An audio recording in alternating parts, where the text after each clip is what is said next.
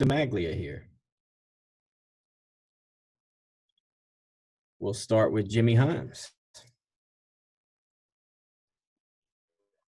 Brent, was there a situation during your Tennessee career where you made a kick, or there was a situation that all of a sudden gave you a lot of confidence that you could be a successful kicker at the college level? Not really, no. I kind of go out there. I mean, even if it's an extra point or, a 50-plus yard field goal, I kind of have the same mentality with each field goal, really.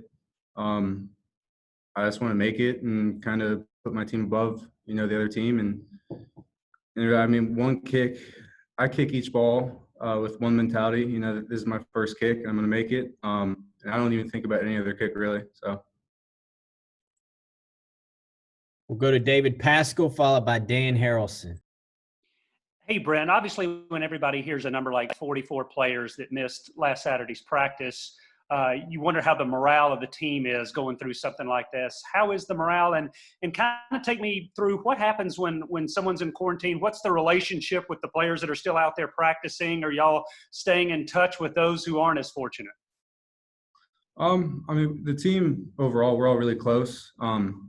For us, the morale really didn't change. We have a goal, is to get set for South Carolina, and we're going to do that each and every day. And honestly, the senior class, we kind of stepped up as leaders, and we kind of pushed everybody. So I'd say the morale kind of really never changed. And how much contact is there between the players via text or whatever, the players that can't be practicing right now and those who still are? Yeah. I mean, we're all kind of a close bunch. We all kind of talk every day, even if it's to check up on them, like, hey, how you doing? And we're always on a Zoom call or texting or calling each other. So, Dan? Brent, talk about the special teams unit. You have yourself, Paxton's back, Joe Doyle's returning, and Brett Graham transferred in. You mentioned that you guys are close, but just kind of talk about the competition, whether it's kicker, punter, and holder. Yeah. I mean, I think overall the specialist unit, it's going to be a good year for us. We have Paxton Brooks returning. He's a great punter and kickoff specialist. We have Joe, who just brings a good morale to the group. You also have Brett Graham that transferred in. He's a good character to have. It's going to be very competitive in each position.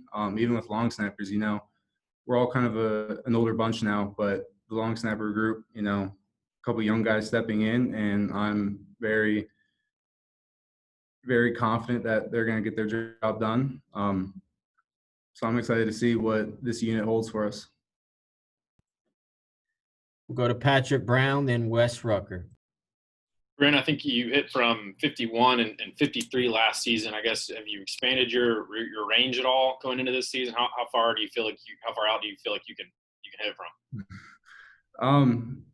I tell Coach Brewer every game day, cross the 50 and I'm good. I want to attempt it. For me, I mean, each year I want to improve on something, and distance and accuracy and being very consistent was one of them. But, I'm confident in the field goal unit from snap to hold that we'll get it down, and, wherever we attempt it, we'll make it. The longest one you've hit in a practice this preseason? I really don't kind of look at all that stuff, but if I had to put a number on it, I did hit one from 60 in Neyland last week. So. Wes? Brent, I know that with everything going on with COVID, I think we saw in one early FCS game or something, there was a team that had missed like 3 long snappers or something at the same time, and guys being in quarantine. How many more guys have had to get ready as, snappers, holders, and stuff like that, just in case? I kind of really don't pay attention to stuff. I kind of focus more on what I could control. As you can tell, there's a lot of uncertainty with this COVID stuff in the season. But actually, funny story, I was talking to my dad yesterday, and he said, we can only control the controllables, and we have to kind of stand firm in our faith and trust God, because everything that's happening now is happening for a purpose and a reason. And I truly believe that. So right now I'm going to just control the controllables and get ready for South Carolina. And the second thing I had was I know that you there's been this nickname. I don't know who on the internet gave it, started it, but you've been called Automaglia, and Yep. I'm wondering what are your thoughts on that? I know you're not a guy who lacks confidence. Yeah. I mean, for me, it's a cool name, but I want to be something more than just a nickname or a saying. I want to go out there for a bigger reason and a bigger purpose. So I kind of don't dive in all that stuff. It's more about the power T on the jersey, the last name. So, I never really dove into all that. We'll go to Mike Wilson. Yeah, Brent, you kind of mentioned Joe Doyle and his personality. What was it like having him come back and rejoin you guys? Was that a surprise? And how much fun has it been to have him back? I mean, that was a surprise. Joe's a great athlete and honestly a great friend. I've been with him every year I've been here. And it's just great to have him back. I mean, just the personality and the character he brings to the unit. He comes in every day with a smile. And with him, I love his work mentality. Each day is not, he doesn't take a day off. It's always a work day for him. And honestly, it's good to have that around. It builds up confidence not only in myself, but all the other specialists. We'll go to Jimmy Hines.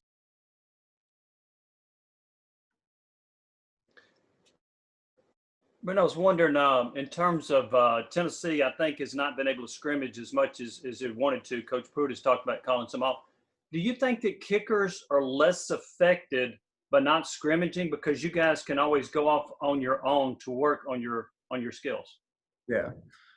I mean, scrimmages are nice for us because it kind of gets us, ready for what game day scenarios will be like.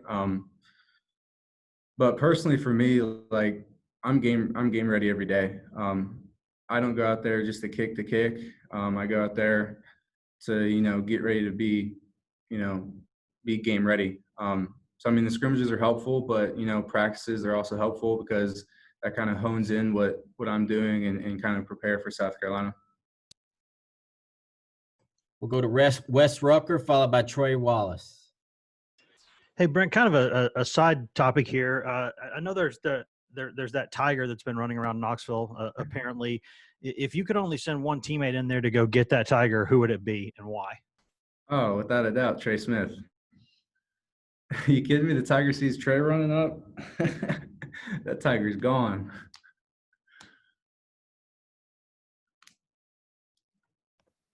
Brett, during this is Trey Wallace, during the time where you guys were back home, up until you got to come back on campus, were you working with any kind of kicking coach back home? And if you were, what are some things that you guys had in mind that you wanted to get better at for this year?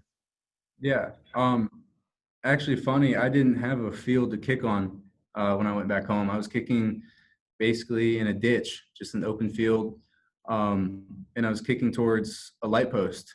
But yeah, no, honestly, my dad helped me out a lot.